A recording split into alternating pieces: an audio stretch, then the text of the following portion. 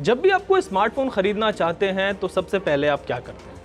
Google पर जाते हैं, अपने प्राइस रेंज के हिसाब से वहाँ पर एक सर्च करते हैं और सर्च के बाद आपके पास एक लिस्ट आ जाती है। सपोज वो लिस्ट 10 स्मार्टफोन्स की है तो उनमें से 8 स्मार्टफोन्स चाइनीज ब्रांड के होते हैं और 2 स्मार्टफोन्स नॉन चाइनीज ब्रांड्स के होते हैं। लेकिन देश में एक एंटी चाइना सेंटीमेंट चल रहा है, बॉयकॉट चाइना प्रोडक्ट्स ट्रेंड हो रहा है और लोग चाह रहे हैं कि उनको कोई ऑप्शन मिले और वो चाइनीज प्रोडक्ट्स को अवॉइड कर सके। तो आज मैं आपसे इसी पर बात करूंगा और बताऊंगा कि अगर आपको चाइनीज मोबाइल फोन कंपनियों से बचना है तो यहाँ पर आपके पास कौन कौन से ऑप्शंस मौजूद हैं। चाहे आपका बजट 10,000 रुपए हो, 20,000 हो, 30,000 हो या फिर फ्लैगशिप स्मार्टफोन आप लेना चाह रहे हो, आपको यहाँ पर मैं हर प्राइस रेंज के स्मार्टफोन्स के बारे में बताऊंगा।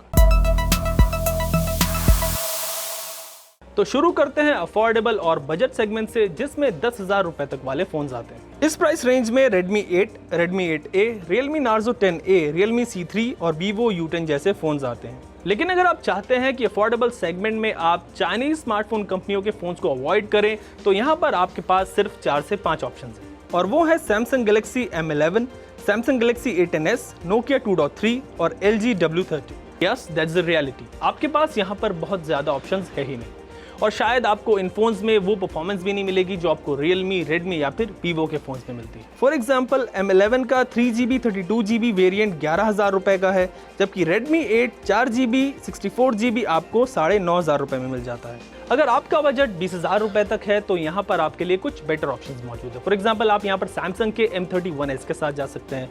6.4 इंच की सुपर AMOLED डिस्प्ले आपको यहाँ पर मिलती है, 64 मेगापिक्सल का क्वाड कैमरा सेटअप है, 6000 mAh की बैटरी है और कीमत है 17,000 रुपये। इसके अलावा M21 भी है एंड इट्स अराउंड 14,000। इस प्राइस रेंज में नोकिया का भी एक फ़ोन है 7.2 जो 48 मेगापिक्सल कैमरे के साथ आता है और साथ में इसमें आपको स्नैपड्रैगन 660 भी मिल जाता है।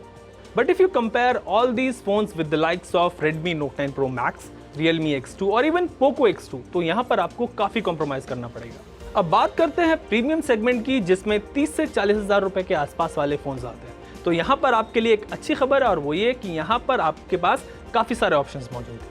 पिछले साल तक OnePlus इस पूरे सेगमेंट को रूल कर रहा था, लेकिन अब Asus, Apple और Samsung भी यहाँ पर बेहतर परफॉर्म कर रहे हैं। अगर आपको Oppo की Reno सीरीज और OnePlus के फोन्स को अवॉइड करना है तो you can buy Samsung S10 Lite and Note 10 Lite। ये दोनों फोन्स 41 से 42,000 रुपए की रेंज में अवेलेबल है।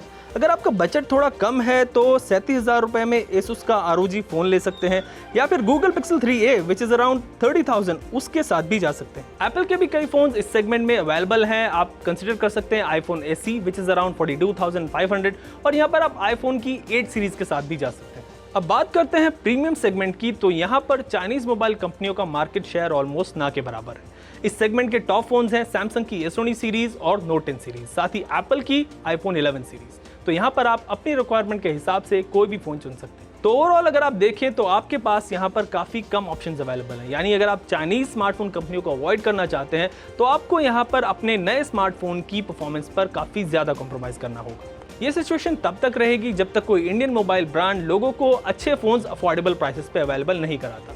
आप क्या सोचते हैं कि कौन सा इंडियन मोबाइल ब्रांड आगे आ सकता है और इन चाइनीज स्मार्टफोन कंपनियों को चैलेंज कर सकता है? ये मुझे हमारे कमेंट सेक्शन में जरूर बताएं और लेटेस्ट न्यूज़ एंड अपडेट्स के लिए देखते रहें ABP अनकट। ABP न्यूज़ आपको रखे आगे।